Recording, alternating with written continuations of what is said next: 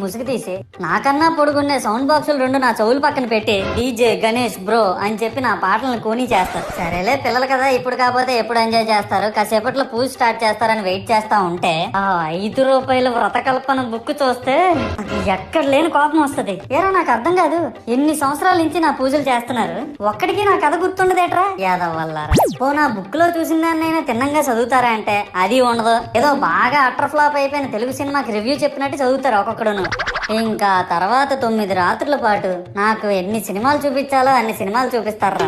ఇందులో funny part ఏంటంటే నేను ఎన్ని బ్యాచ్లను చూస్తాను తెలుసా. ప్రతి వీధి పందిరి దగ్గరికి తిరుగుతూ నా విగ్రహాలకు రివ్యూ ఇచ్చే బ్యాచ్ ఒకటి, ప్రసాదాల కోసం ప్రతి పందిరి దగ్గరికి తిరిగే బ్యాచ్ ఇంకొకటి, ఇంకా దరిద్రం ఏంటంటే నాకు కొట్టిన కొబ్బరికాయలు ఏమైనా మిగిలిపోయేమో వాటిని తీసుకెళ్లి పచ్చడి చేసుకుందాం అనే బ్యాచ్ ఒకటి. ఇవన్నీ చూస్తూ 9 రాత్రులు గడిపాక సరేలే సాయంత్రం అనిపిస్తారులే అని కాలు మీద కాలు వేసుకొని కూర్చుంటే అప్పుడు మొదలవుతాదిరా నా నిమజ్జనం.